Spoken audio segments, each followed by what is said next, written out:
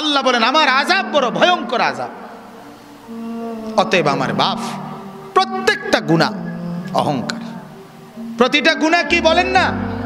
অহংকার। অহংকার, অহংকার মানে সে আল্লাহর সাথে বড়াই করছে, আল্লাহকে কিছুই মনে করে না। ছেলেরা, এই বাপ একজনও যদি হয়, একজনও যদি শুনে থাকো, তোমার কাছেই বলছি, আল্লাহর কথার একটা নিয়ম মনে রাখবেন, সবাই একরকম হয়ে যায়েন না, একজন আরেকজন থেকে আলাদা হয়ে যান। অর্থাৎ সবাই একত্রে একসাথে গুনার উপরে জমে যায়েন না। গুনার পরিবেশ থেকে আপনি একজন হলে একজনই আলাদা হয়ে যান, আপনি তার জন্য আর ফিকির করেন না। যখন দেখবেন নাফরমানি ছাড়ছে না, আপনি নিজেকে বাঁচায় ফেলেন। হাদিসের মধ্যে আছে, হযরত হুযায়ফা রাদিয়াল্লাহু তাআলা আনহু বলছেন, ইয়া রাসূলুল্লাহ, যদি আমি কখনো এমন দেখি যে আমার সমাজের প্রত্যেকেই গুনাহ আর নাফরমানির মধ্যে মজবুত হয়ে গেছে, আমি কি তখন তাদের সাথে মিশে যাব? আল্লাহর নবী বলছেন, না, প্রয়োজনে গাছের গোড়ালি, গাছের শেকড় কামড়াইয়া ধইরা হইল, একলা হইল, নিজেকে বাঁচাইবে। বুঝছেন? আমরা দিবানিশি বলে যাচ্ছি, কিন্তু এর ভিতরে দিয়া গোটা পৃথিবী আমল না করুক, তো নিজের ব্যাপারে সিদ্ধান্ত নিয়ে রাখছি আমি নামাজ পড়বই।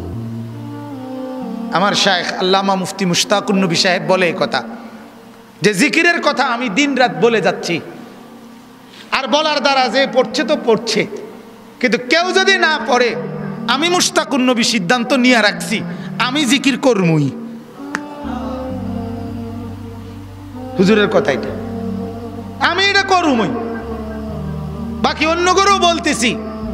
এখন যদি কেউ না শুনে, অসুবিধা কি? 300 বছর দাওয়াত দিছে, এমন নবী পৃথিবীতে ছিল, একজনই মানানে নাই।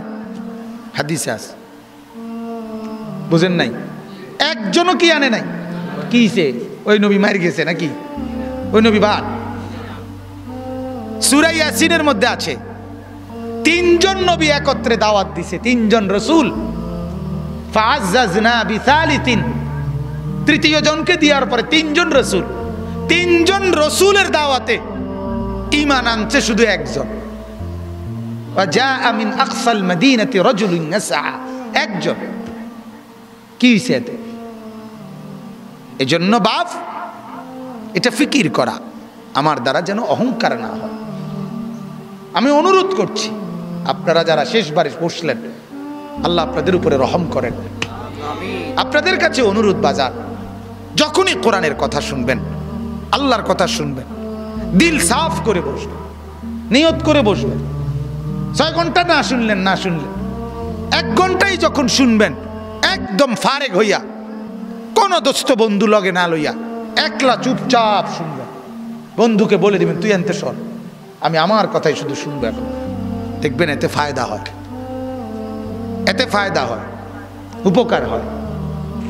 আজকে এজন্য এই গুনার উপরে জমে থাকা, ঠাট্টা মনে করা, ওয়াজটাকে ঠাট্টার বিষয় বানায় করে, হাসে, ব্যাটকায়, কিচ্ছা কয়, গল্প করে, তামসা করে, এটার নাম ওয়াজ। মানুষ জমছে না বাজান, না বাজান। আখিরাতে লোকসংখ্যার ভিত্তিতে নেই কিনা? লোকসংখ্যার ভিত্তিতে না, না, না। কোরআনে আল্লাহ বলছে, আমি কোয়ান্টিটি না, আমি কোয়ালিটি দেখব। আমি পরিমাণ না, গুণগত মান দেখব, গুণগত মান। কারো এক সেজদা 7 আসমান আর জমিনের চাইতে ভারী হবে।